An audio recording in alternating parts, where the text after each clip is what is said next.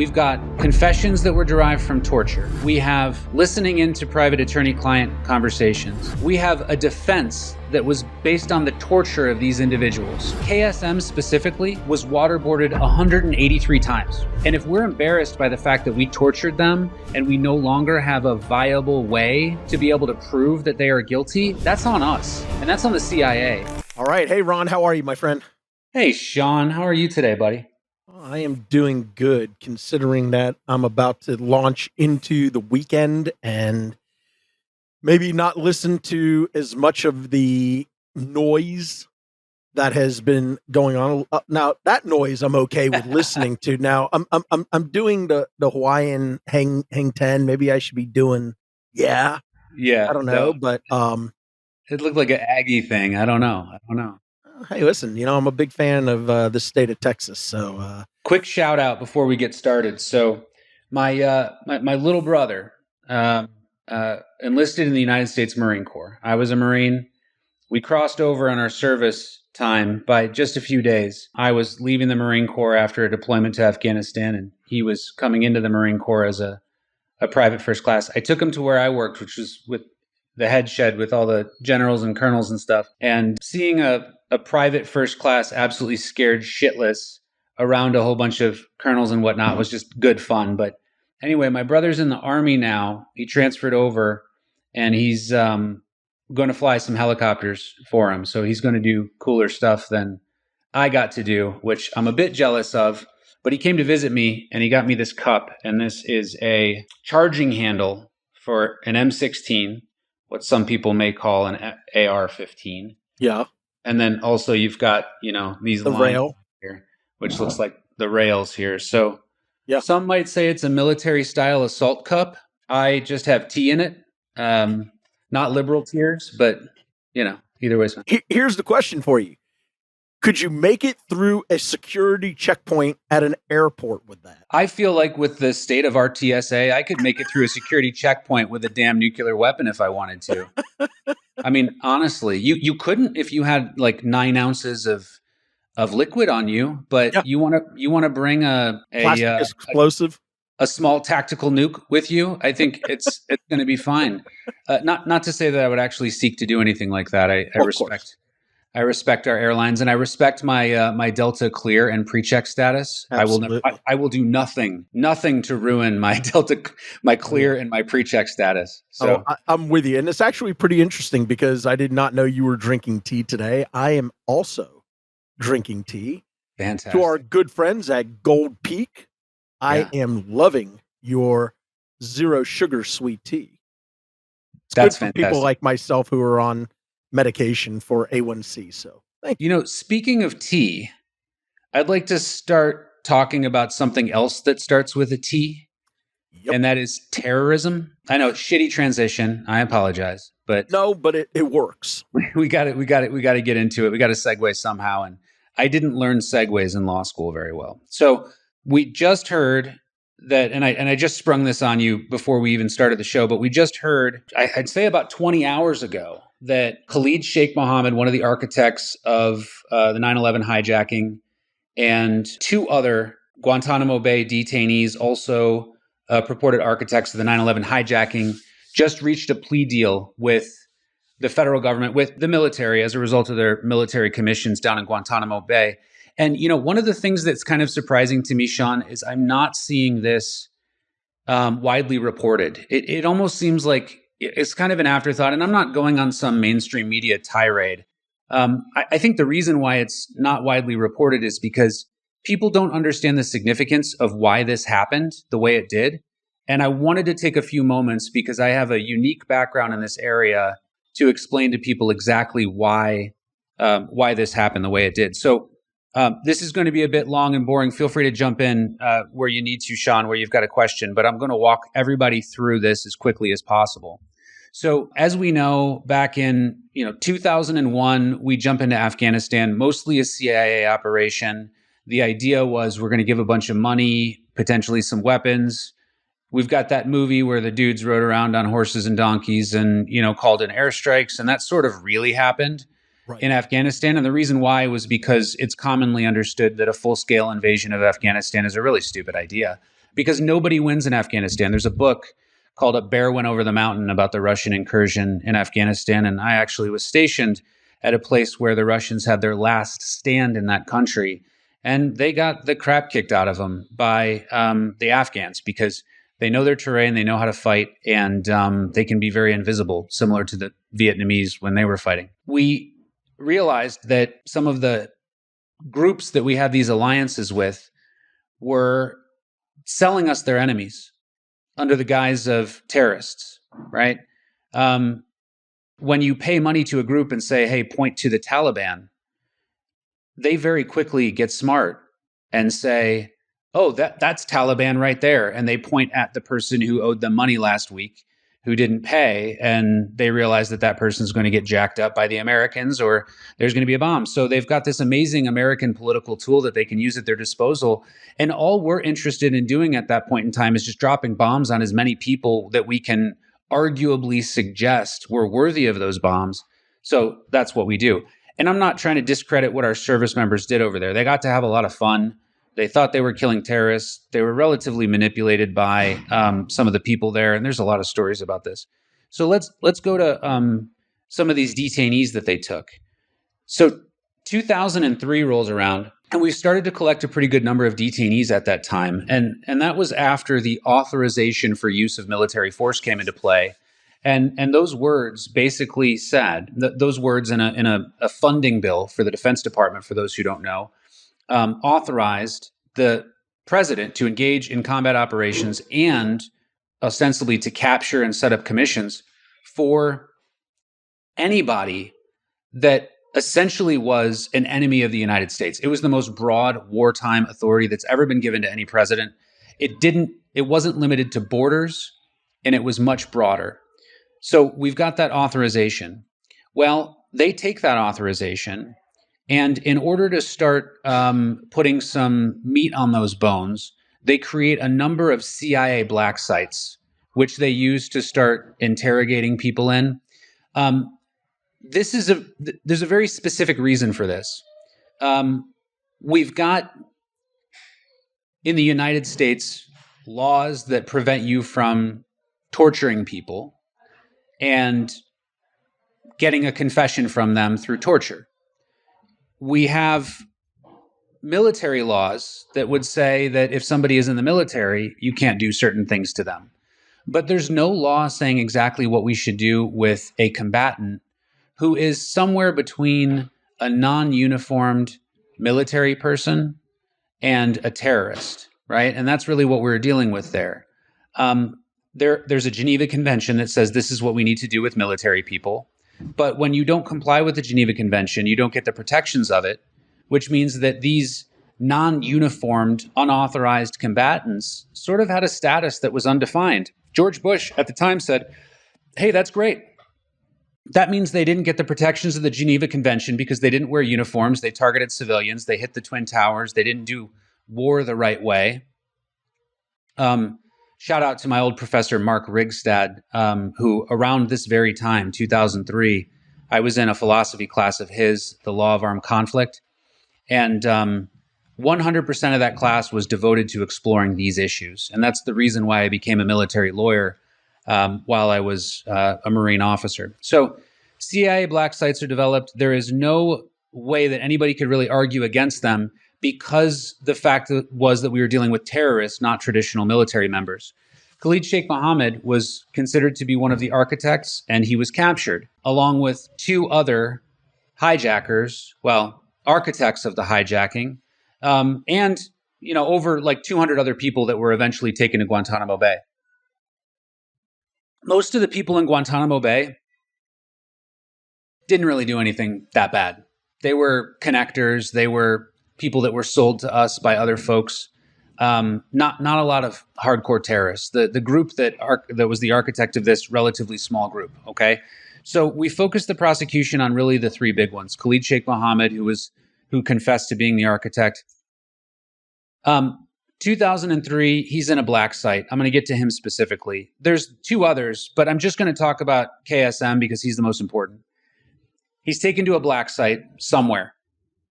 Then the United States in 2006 admits that he's been taken to the black site. What was going on during those 3 years? Well, we know now. Torture, right? So 3 years of torture at a CIA black site, that is public information. Then he is ultimately taken to Guantanamo Bay, and I think he might have arrived there 2007 or so. And right around that time, a transcript of his interrogation was released, only 24 pages, which had him confessing to being the architect of the 9/11 hijacking. That's his confession. President Obama gets into office, and he was kind of like, I'm going to stop Guantanamo Bay. I don't really like this idea. And I wrote my thesis paper in law school about how Obama should stop Guantanamo Bay and bring them to the United States for prosecution as criminals. I believe that a foreign terrorist is a criminal that can be prosecuted by the United States and does not get the protection of the law of war, meaning you don't get mail, you don't get gifts, you don't get to be returned to your country when it's all over because you targeted civilians and you screwed up and you could be treated like a criminal. So Tsarnaev, KSM, same thing to me. It doesn't matter. So we've got this this guy taken in Guantanamo Bay. President Obama doesn't really like this idea so much, and he campaigns kind of about closing Guantanamo Bay, thinking he's going to do it better than Bush. But then he ultimately hears and sees for himself what was done, and he said, now I don't have proof of this, but we all know this happened. He said, well, I can't disclose this information and put this guy to be prosecuted in a United States court. So first novice move that Obama made while he was in office was he said he was going to transfer the prosecution of these guys to New York, all of them, including Khalid Sheikh Mohammed, and then Eric Holder. So Obama announces it. And then Eric Holder jumps up very shortly after and says, nope, psych, we're going to keep with the Guantanamo Bay thing. Why? Because we need a secret prosecution. Yeah. I'm going to let you finish because my level of boiling is getting there. No, I'm with you. So Obama realizes what's under the covers when he finally takes a look, and the attorneys who are prosecuting is like, listen, the United States will have 50 Abu Ghraibs by the time this prosecution is over, and that will be damaging to our current operations in that country. It'll be damaging to the war in Iraq. It'll be damaging to everybody. Oh, and also people will get prosecuted, and I'll get you to this in a minute, right? People will get straight up prosecuted if this happens in a federal court under the federal rules of our country. Yep. So Eric Holder stands up and says Guantanamo Bay is going to live. And then here's where the game is played, the great game. We are going to kick these prosecutions down the road as far as possible so that nobody gets a trial, and eventually they just plead or die or whatever, or America forgets. And then later on down, 20 years later, we're going to launch a plea at the right time, right? And guess who does that? Joe Biden. And he does that in a lame duck part of his presidency where it's not going to really impact Kamala Harris that much because she wasn't really involved with this too much. So getting back to why this happens, we've got the plea, and the plea says that they're not going to face the death penalty. There was an invitation to reporters that went out in May and said that reporters were allowed in because this has to be a public military commission trial. There are classified parts of it, but that went out in May. So we knew reporters were going to be there for the July trial, and the trial was supposed to continue and start. But some things that happened before then are going to be pretty important here. General John Baker, my former boss, when I was a Marine Corps lawyer and I was a former detention officer in Afghanistan, General John Baker was a defense counsel during the commission. Some people may say, that's terrible, you're defending the hijackers, whatever. No, he's defending the Constitution. That's what he's there for. He found out that the military was listening in to the private conversations of the attorneys and their lawyers at that time. And General John Baker said, I am not allowing this to continue, and I am telling my lawyers to leave, and I'm out of here unless you stop doing this. Vance Spath, a Army colonel, decided to throw John Baker into custody in Guantanamo Bay after John Baker made that decision. Now, this dude is my hero. First, because he was one of my bosses and I largely respect him. But second, because he stood up and he said, that's fine, go ahead. And he filed a habeas corpus petition in federal court, and federal court ultimately released him, saying that's ridiculous. Why is that important now? We've got confessions that were derived from torture. We have listening into private attorney-client conversations. We have a defense that was based on the torture of these individuals, right? So their defense is going to be, we were held at black sites for 3 years, an ungodly amount of time, right, to be held away from everything. We were tortured. I think KSM specifically was waterboarded 183 times. Let that sink in. Waterboarded 183 times. Whether or not you're a criminal, did wrong, whatever, that's going to be a pretty traumatic thing for anybody. And one of the problems with torture is you're going to say whatever the hell they want you to say in order to get you, or in order to get them to stop. And, that's exactly what everybody who's come back from Vietnam who was tortured will tell you. We said whatever we could say. And that's exactly what KSM did. He was known during these interrogations to have made up stories and then later recanted them just so that he could get the torture to stop. He did it so many times. So a lot of people, I'm sure right now, have in their mind that KSM is the architect of 9/11 hijacking. I don't have a position on that. Why? Because I'm not privy to the classified information that would prove that. But what I do know is that torturing people is not a great way to get information out of them, because they're going to say whatever the hell they have to say, right?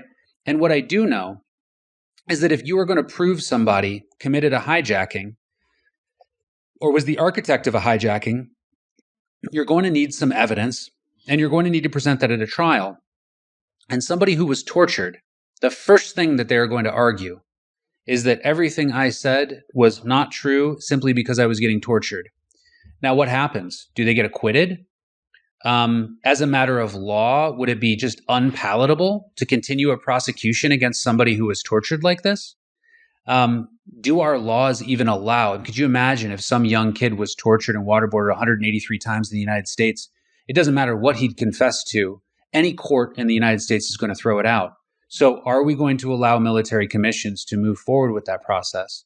The answer to all of those questions is probably no. And so Joe Biden has a problem on his hands. He was involved in continuing the commissions when he was vice president with President Obama. He was president, keeping them in there. He has more time on the clock than Donald Trump in terms of being involved in these commissions. And as a result of that, they know that they can't take this case to trial, and they have to kick the can down the road. So they kick the can down the road. Joe Biden declares himself incompetent and takes him out of the race. He's a lame duck now. He gets to take the hit for Kamala Harris so that she doesn't have to potentially deal with this problem in the presidency, and they take the death penalty off of the table in a plea agreement. I don't know whether or not this guy should be put to death, but one thing I do know is that the 9/11 hijackers should have been tried a long freaking time ago. And I agree with John Baker on this. They should have been tried lickety-split as soon as you can get a trial together with evidence. And if we're embarrassed by the fact that we tortured them and we no longer have a viable way to be able to prove that they are guilty, that's on us. And that's on the CIA. Because one of the things that they should do, and one of the things I did when I was in Afghanistan, is create a system of capturing detainees and collecting evidence where that evidence stands on its own and you don't need to torture people to get information. So huge problems with the government on this, with the way that this was historically handled, and with the way that this is currently being swept under the rug. It's a lot of people are mad that these guys aren't being put to death, but the anger really should be on how everybody, and this is what we should never do, rushed forward, made hasty decisions, tried to back them up later on because they didn't have enough proof, and are now executing plea agreements without a public trial 20 years later and trying to sweep this under the rug. That's not justice for the American people, the victims of 9/11. I mean, it's certainly not justice for KSM. I think that even he still deserves justice. And I'll just leave it at that, Sean. Happy to hear your reaction. So there's so much to unpack, right? And I love when you and I get together and we get an opportunity to talk about philosophical things. And, for those who are not familiar with the law of armed conflict, it's referred to as international humanitarian law, right? It's a set of rules, if you will, that aim to limit the effects that armed conflict has on populations. Its purpose is to seek to protect individuals who are not or no longer participating in hostilities and to restrict the means and methods of warfare. A lot of people don't realize this unless you study constitutional law or you study military law or things of this nature, that this is really LOAC is a key component of international law and is primarily derived from various treaties, from customary international laws and principles of basic humanity. There are some key principles that are tied into the philosophy or to the law of armed conflict, and they're very simple. It's distinction, it's proportionality, it's necessity, it's humanity, or what we refer to as unnecessary suffering, which would tie into what you, Ron, were talking about, which is torture. And finally, chivalry. So, I love talking about, these concepts, these philosophies, these laws as they pertain. And I think the thing that separates us from countries around the world like Iraq or Afghanistan or Iran or Pakistan or, some of these others is that we do have laws that were created to ensure civility, to ensure due process, to ensure certain protections, even for the most vile evil of humanity. You got to, right? Because we can't make that decision up before we go through the process. And that's what due process tells us. We've got a process and we don't make our mind up until that process is complete. Yeah. I don't know that this insulates Kamala Harris completely, right? Because again, if you have watched, and I don't want anybody thinking that this is a personal attack on her, because this is not. But if you watch the rallies that she has participated in or the presser, I think she did one presser so far, where she came out basically and acted as the commander in chief, right? With Bibi Netanyahu. And she said, I shared with him. I told him. It was I. So I don't think anybody at this point would disagree with the notion that Joe Biden is not in control of this administration. Joe Biden most likely does not even realize the plea deal that has been struck. I think Kamala Harris is receiving all of the classified briefings and all of the guidance from her cabinet members and possibly from those on the military tribunals at this point. And I believe personally that Kamala Harris had a say in this plea agreement. Whether she understood it completely or not, I don't know, but I don't think she's completely insulated. And I think this is something that the Trump administration is going to look at. They're going to harp on as, once again, another potentially, and you may disagree with this, and that's cool, another progressively one-sided view of the law. Now, for me, I have some different views, right? And I think that's what makes you and I click so great. I have a little bit of a difference in the opinion. Do I believe that the waterboarding of any individual 183 times is appropriate? Absolutely not. I think that's excessive. I think there are some who would say, Sean, you didn't lose anybody in the 9/11 attack, so you don't know what we experienced. You don't know what we're feeling. We want, possibly, I'm just speculating. That'd be true if it was effective, but it's not effective, right? I mean, if people, I hear people out of anger like, yeah, we torture the hell out of them, we should kill them. But if you want to get inaccurate information and delay the investigation of these things and the apprehension of people, I don't disagree with you, Ron. I don't disagree with you at all. I'm simply sharing the comments and the thoughts. I have family in New York. I have family that were either first responders or tied to first responders. I've got very good friends in Washington, D.C., like you do. I mean, I spent years working with members on Capitol Hill. I've got lots of friends around DC who worked at the Pentagon who, I've got lots of friends, from Pennsylvania, the areas that were devastated by these attacks personally, right? Specifically, because this is where the attacks transpired, right? The Twin Towers in New York City. But I agree with you. I think Obama and Eric Holder started the process of a complete debacle of these cases against these terrorists.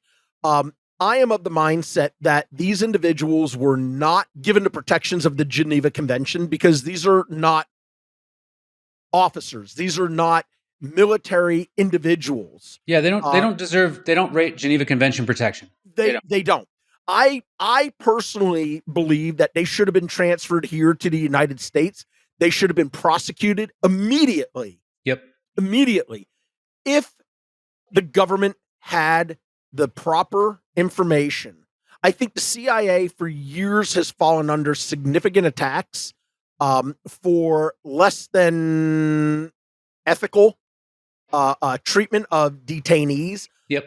I think one of the things that is extremely important to me, and again, I don't ever talk about my background, but I think one of the things especially important to me is the need to have these black sites. I think the need to have these areas where just by pure sight and intimidation is enough to make somebody want to make sure that they are giving information. I think sometimes, and you tell me if I'm wrong, I think sometimes individuals are subjected to additional techniques of retrieving information because the information that maybe they gave initially was false once they were able to verify it. And these individuals that are waterboarding somebody or they are stripping the detainees down to nothing and putting them into a room and having dogs bark at them and subjecting them to inhumane activities, as some of us would agree. Some of the techniques that were used were absolutely inhumane. Okay? Irrespective, put aside the heinous crimes that these individuals have been accused of committing. Mm-hmm. They are still human beings, even though they are the lowest of the lowest. Yep. There are still things that have to be done in accordance with us being a first world country, because that's all that separates us from KGB. That's all that separates us from inhumane treatment of people in the Middle East and in the Far East in certain areas. I think everybody agrees with that. I certainly do. And that's where the debate rests. There's some level of protection that's afforded to even a terrorist. What level of protection is that? There are complications with treating them as common criminals and bringing them to the United States. One of the things that Obama was advised on by Eric Holder and others is that if you treat these people like common criminals, forever you will have to treat people who commit crimes against the United States overseas as common criminals and give them the full rights under the Constitution to them if you bring them on our soil and prosecute them. I think most people would agree that that's probably not something that we want to do, right? Because if that's the case, then we would have to try them under a beyond a reasonable doubt standard. We would have to produce discovery to them, which would include tons of classified information. We would have to have actual proof. And then, by the way, we can kill people in combat. Absolutely. We can't kill common criminals before we decide to prosecute them. Yeah. And so the reason why the Geneva Convention is the way it is because if you act like a military member and you wear a uniform, if we don't kill you and we do capture you, we have an obligation to treat you humanely. So I don't think that Obama is necessarily wrong, but let me throw some law at you. So yeah, the case and the basis for the treatment of detainees post 9/11, which this conversation is going to come up again. And the case for that is actually related to, many people don't know this, but Nazis ended up on U.S. soil during World War II. They did. 100%. Yeah. People do not realize this. So there were some dudes who decided to jump into a German submarine. Actually, I think two of them, land them at two different places on the East Coast and come into the United States for the purpose of sabotaging bridges and whatnot. I think there were 8 of them in total. some of those guys immediately ran to the authorities and said, this is what our plot was to do. I think they got scared. They immediately became defectors. Well, that was the first debate. How do we treat these guys? We can't treat them as POWs because they didn't engage in a military operation. They were outside of the theater of combat. They landed on U.S. soil, and they were going to commit non-war acts of terrorism against sovereign U.S. territory. So at that point in time, the president said, we are going to convene a military commission. First time this was ever done. We're going to have the military prosecute them. So that happened very quickly. And actually, I think it was probably a bit of a human rights abuse, especially because some of the guys that were defectors who didn't really do anything ultimately were executed. And I thought that was a little bit tragic and probably not the way that should have gone. Because I think we want to encourage people to do stuff like that, to like come to the United States and not destroy our bridges. So military commissions happened. They were given defense counsel. They weren't really given much discovery. They weren't given much in terms of notice of the charges. They had like the trial in like a gymnasium. It was very, very informal. I believe they had one of the justices of the Supreme Court sit and preside over it. And ultimately, they convicted these dudes. And so Obama and Bush used that precedent to say that the military should be trying these people under a separate military standard. And here's the trick. We can create the rules of the military commission when we're convening the military commission. So the commission is just trial or tribunal. What rules of evidence apply? We will decide that when we convene the commission. And so what rules of evidence apply to Khalid Sheikh Mohammed? They're going to have to fight for that. And that's one of the first fights in commissions. I was involved in capturing detainees and taking them off the battlefield. I was involved in housing them. I constructed a detention facility that housed 8 detainees. And there were times when we were full and over capacity. And I got to see these detainees every day. And let me tell you this, kindness was absolutely the thing that worked. Making sure that they had halal meals, giving them water. Sometimes the interrogators would show up and give them a smoke, but take the pack away, right? I mean, all of these different things were very, very effective. After a few days, a week, or whatever, we start to get a little bit more information. Certainly can't talk about what that information was. Right. But I will tell you that waterboarding was not something that we were authorized to do, nor something that we were interested in doing. And every tool in my toolkit in terms of capturing and interrogating detainees was completely fine to me, because torture, I don't believe, has ever really been necessary for these types of things. So let me ask you a question. Yeah. Mm-hmm. And I want to pose this question the right way. Yeah. Because it's going to be kind of a statement as well. Let me just spit it out. I believe that a lot of the issues that we have, especially with the KSM case and with his compatriots, mm-hmm.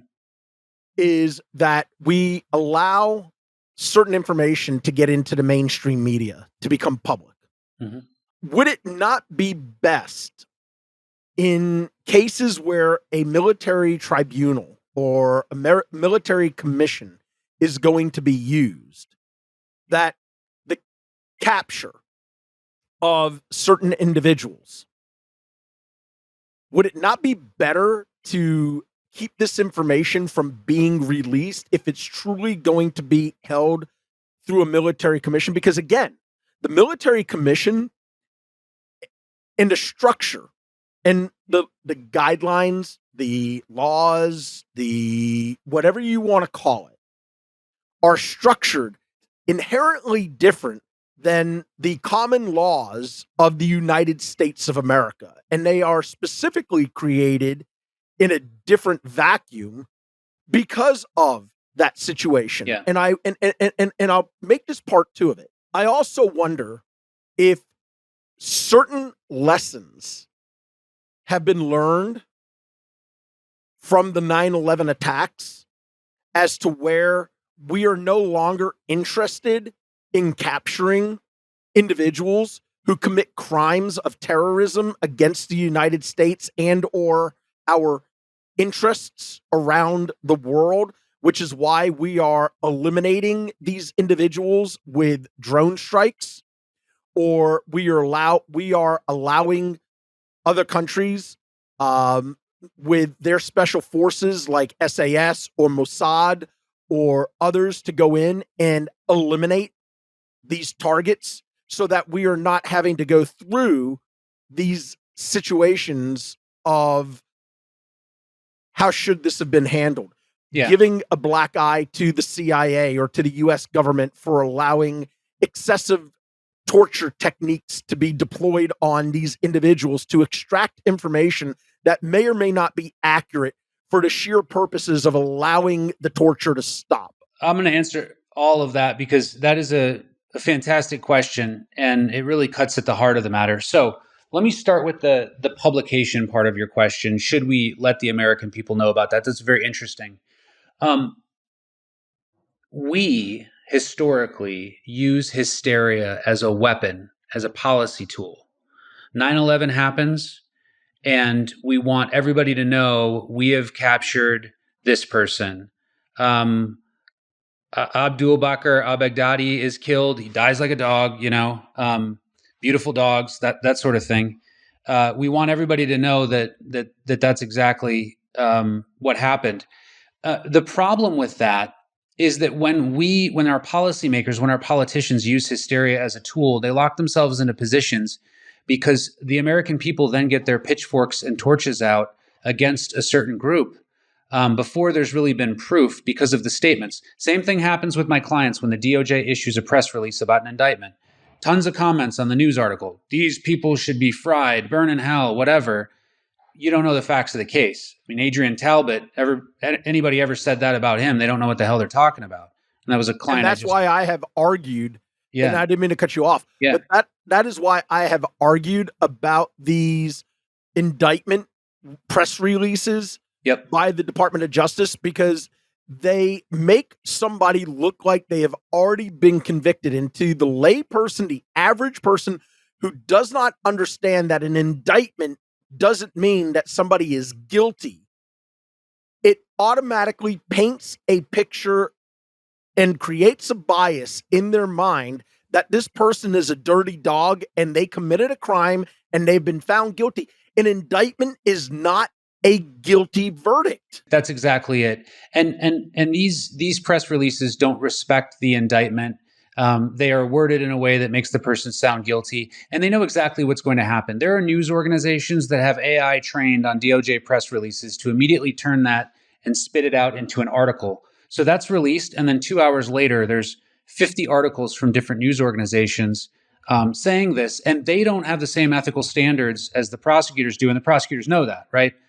So, my first ask is that, just like what you said, we don't publicize these things or any other matters as a matter of due process. Some countries actually have laws saying we do not speak, period, about pretrial proceedings.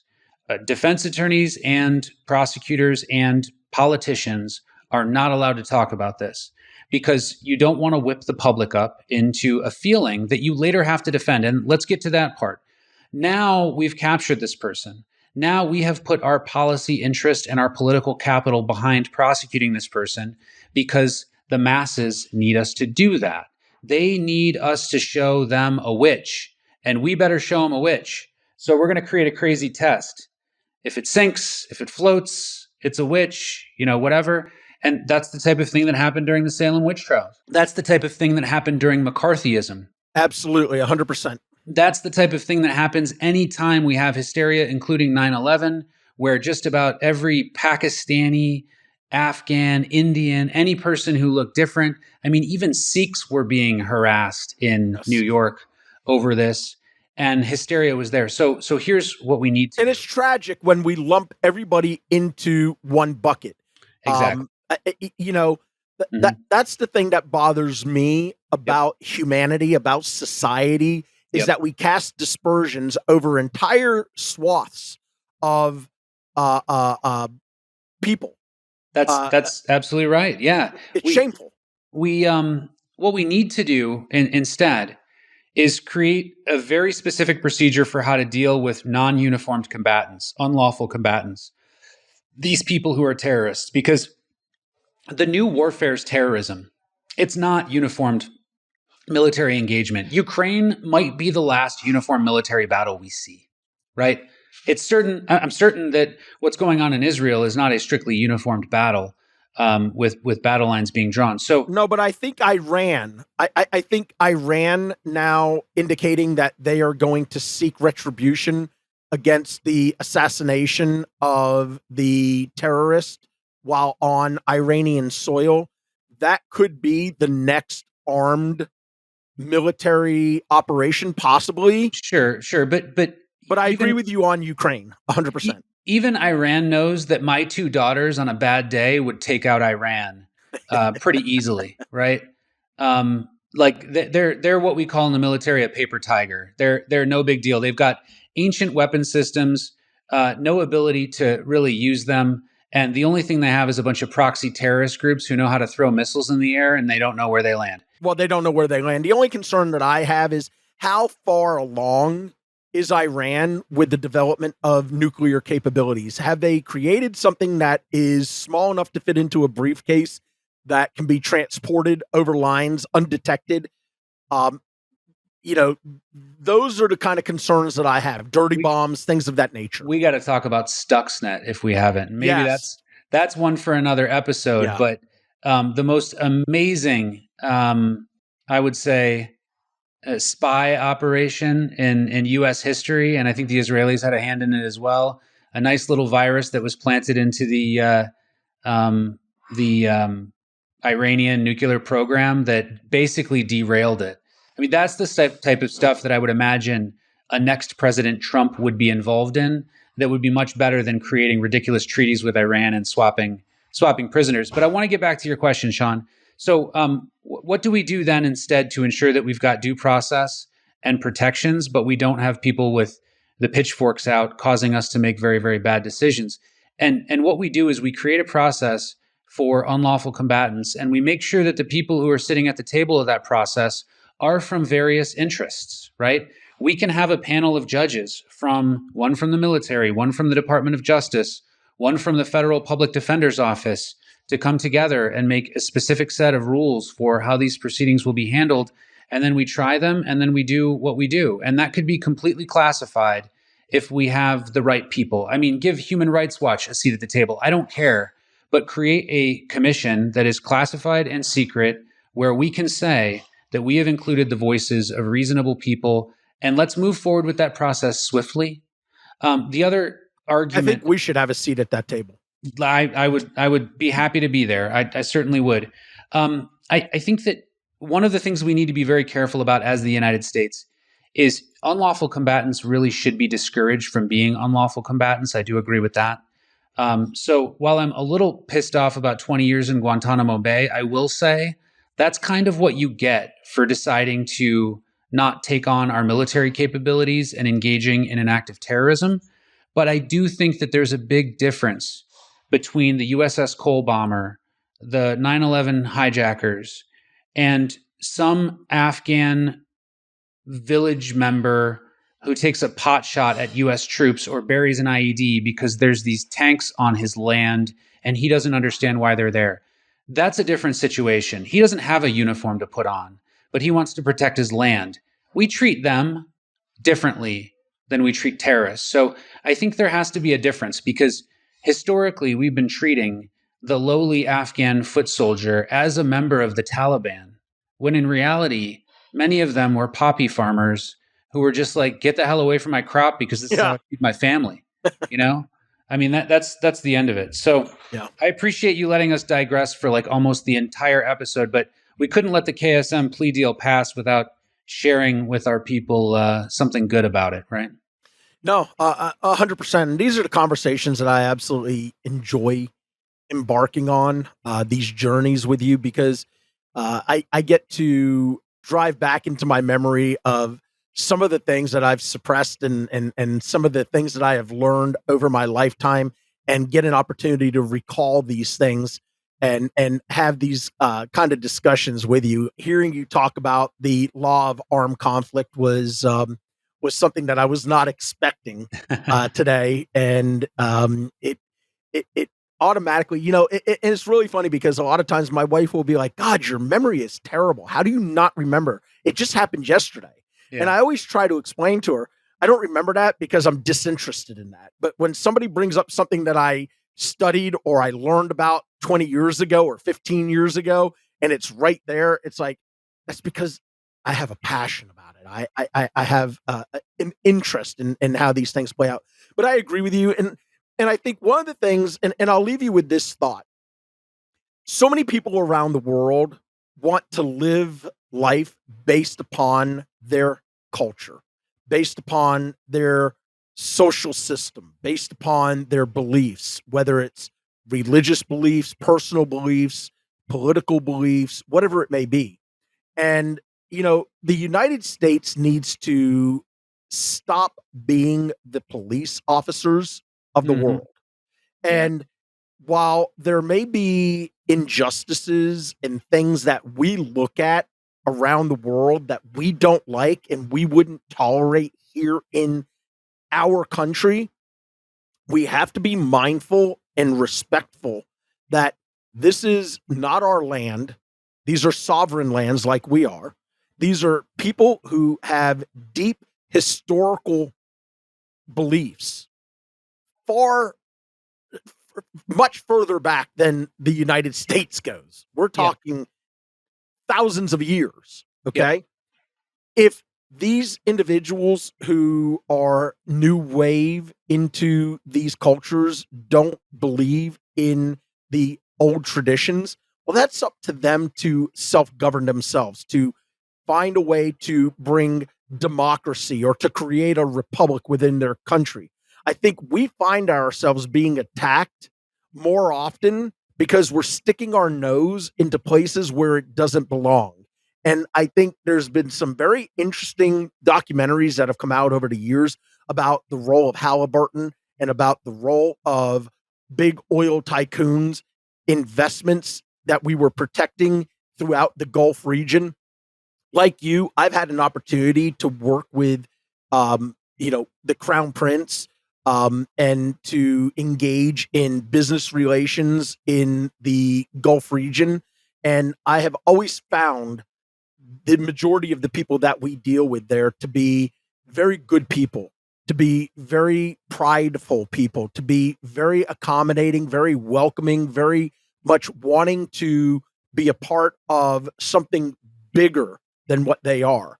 And I sum it up by saying the attacks that have been made against, for example, during the COVID outbreak, when it was referred to as the Chinese virus, whether it started in Wuhan in a laboratory or not isn't the point.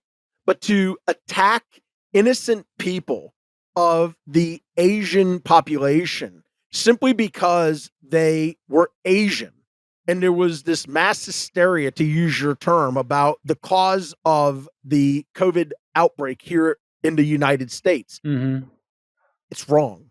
Yeah. And we need Yeah. to be more mindful of that. And we need to be better as human beings.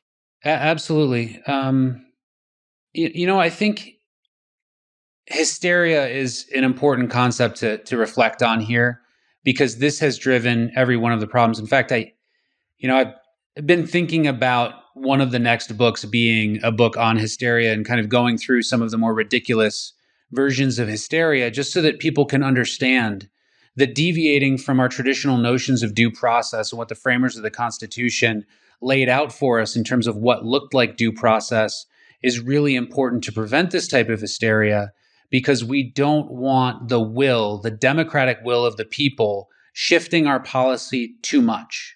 We are a republic first, right? And I know you've spoken about the difference between democracy and republic, but it's very, very important. Some people say representative democracy, whatever, but the republic portion means that we're guided by a central document with central rights that are granted to the people, and that's the most important document that protects the people from their government, right? And that's the one thing that a lot of us need protection from. Doctors who are ostracized during the quote unquote opiate epidemic, hysteria. The hysteria has now turned on to fentanyl and the border, right? Now, I don't think I see too much overreach on the border. I see a lot of underreach in terms of us not stopping it, but it has a potential to turn into hysteria. A number of things could happen at the United States border where we will see an aggressive reaction by people if this is not taken care of. And so it works both ways. We have to put our processes in place to protect our country. And then we have to move through those processes the way that we are trained to do by Schoolhouse Rock.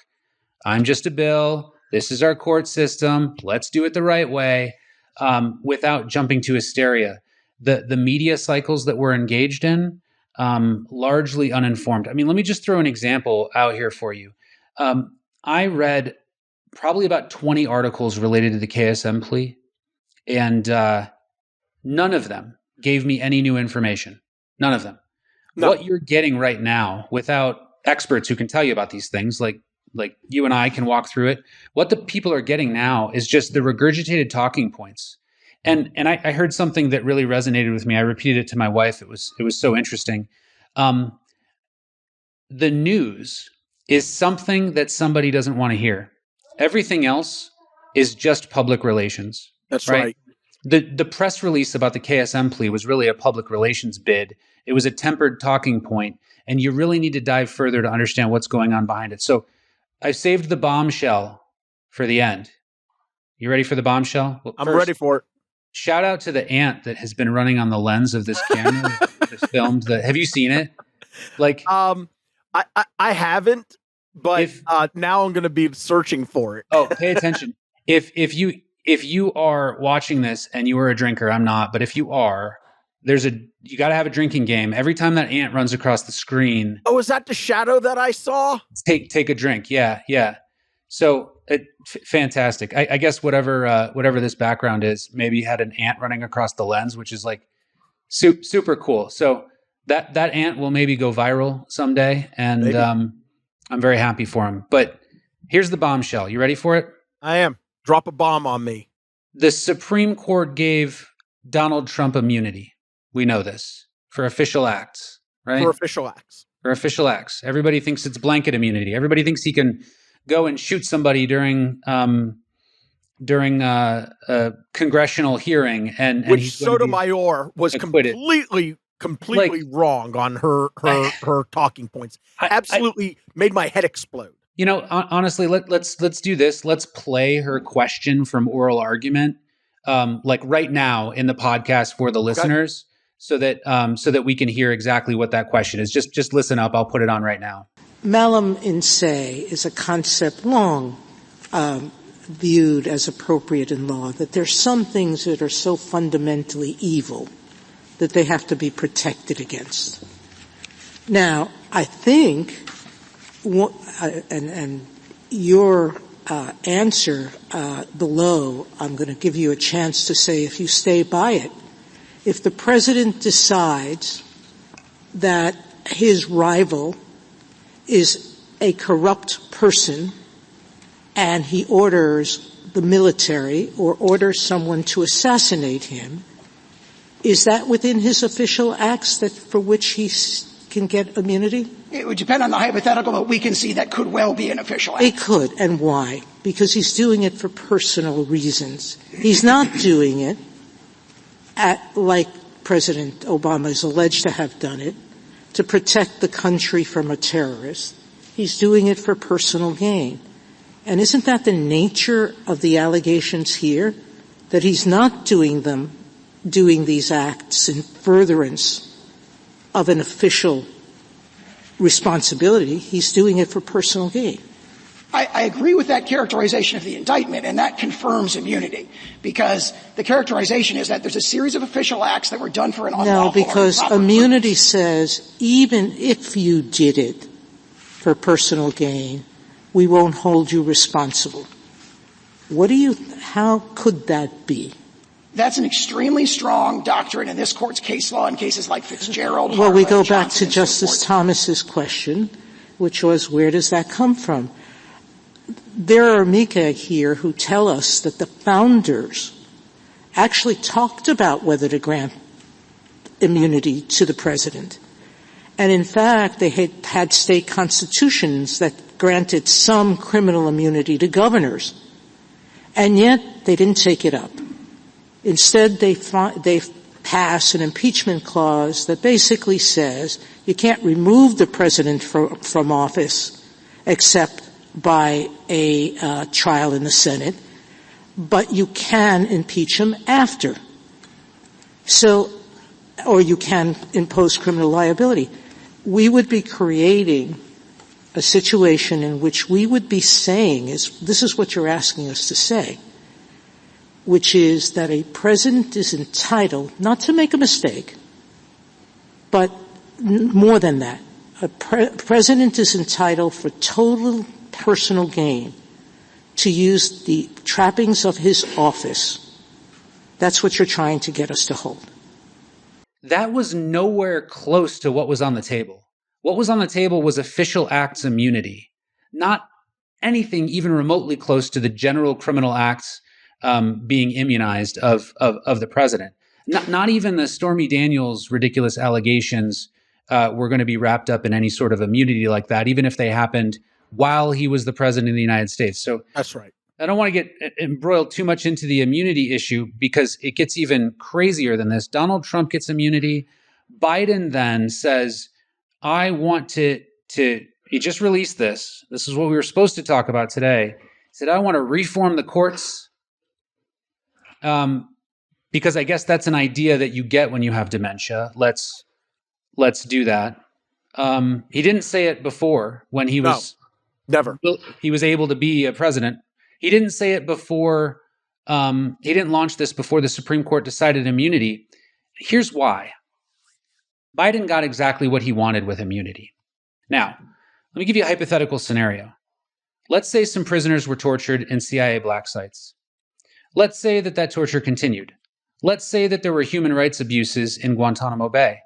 And let's say that the Obama administration, along with Vice President Biden, issued some of those orders that allowed the detention to continue and allowed the abuse to continue and the human rights violations.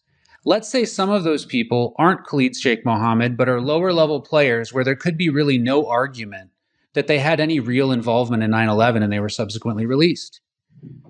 Wouldn't somebody potentially need immunity from the concept of detaining individuals without due process, subjecting them to torture, only to releasing them? There's the ant, big shout out. I just saw it. There he goes.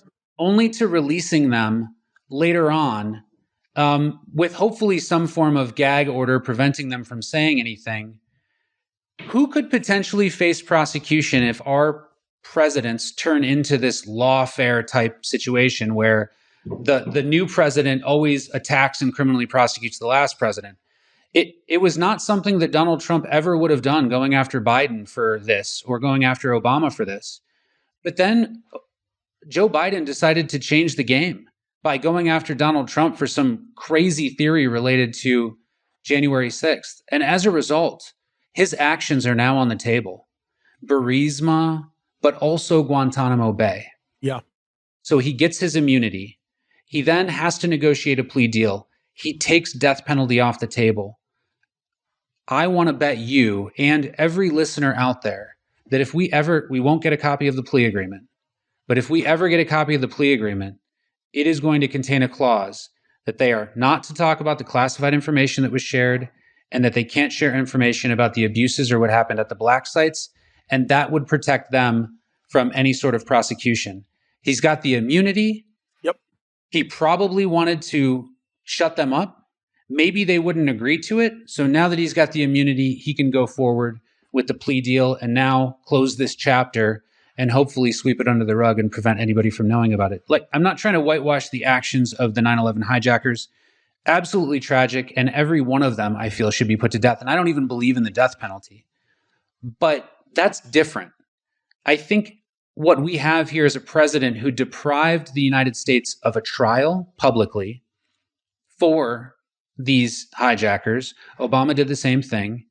denied the United States to real information about their guilt or innocence, pursued them with means that were not legitimate and not likely to lead to successful prosecution, depriving us the ability to have the sort of bloodletting that we need as a society in order to properly grieve and redress what was done on 9/11. We didn't get our closure because they did it this way. And Biden needed his immunity, and he's pretending that he never wanted it in the first place. Now, he knows that it would take a constitutional amendment to change the composition of the courts. Right. He knows that passing a law that would prevent a president from having immunity because it's a constitutional issue would likely also take a constitutional amendment. He knows it has no chance of passing. So once he gets the immunity, he pretends that it was only for Donald Trump in the first place. That's right. I mean, that's just corruption. Yeah. And listen, to anybody who has their hopes up on the Supreme Court being changed based upon these radical ideas, it'll never happen. It requires 2/3 in both the House and the Senate, and then it requires 75% of the states to ratify this. It's never going to happen. The Supreme Court, if you go back just a little bit, I actually put out a post all about the Supreme Court, its evolution over the years, how it went from what it was originally created as to where it wound up now as a 9-member panel, the reason why it's 9 members, and the reason why it's never going to be court packed. And I talked about and defined court packing. I defined some of these concepts, and I try, as I always do, to give an apolitical aspect on things like this, because I don't think we need to politicize, even though it's heavily politicized, the Supreme Court. Yeah. But I think there's some great evidence of political ideologies coming out on the Supreme Court. I think Chief Justice Roberts, on his position on certain things, has been politically motivated. I think he's shocked the Democrats on a few things where he sided with them. Oh, absolutely. And shocked the Republicans as well. But for anyone out there listening to this podcast and watching us on our channel, it's never going to happen. These radical, crazy ideas coming from both the extreme right and the extreme left, it's never going to happen. And that's what keeps this country a beautiful beacon on the hill. I think we've just lost our way. And to use a medical analogy, if we could just be given a colon cleanse, I think America could reset in a lot of respects, and we can carry on the traditions of being the best in class. Speaking of colon cleanse, I just want to give a shout out to our sponsor, Colon Blow. When you're in need. No, I'm kidding. Colon Blow. Oh, I haven't heard that in a long time. and Dr. Boudreaux's butt cream. Yeah. So thank you because you know you need Dr. Boudreaux's after you use Colon Blow. So that's New Orleans' favorite butt cream. It is. So we're going to end it on that note right there. Ron, I love it. I do want to give a shout out. Anybody wondering what that tea is? I want to give a shout out to the Troop Tigers of LaGrange and Troop County. Go Tigers. And with that said, my friend, thank you for always making these conversations what they are. Absolutely, brother. And for those out there who want to learn a little bit more about some of the stuff I talked about in Afghanistan, I do have some information contained in my book. It's Unraveling Federal Criminal Investigations, out on Amazon. I'm sure there will be a link there. I've got a new book coming out called Cross, all about cross-examination, but for people in everyday life. You want to cross your wife about, why she didn't do whatever. Great book. Wives, you want to cross your husband about whatever. It's got tips and strategies so that you can understand when people aren't being truthful to you. And some of that stuff ultimately derived from a bit of my training when I was back in the Marine Corps. So hopefully I'll get an advanced copy of that when it finally comes out. And thanks everybody for listening. Thanks, Sean, for having a great discussion. And I guess I'll see you next week. Absolutely. Thank you all for hanging out with us on the wall. See you soon.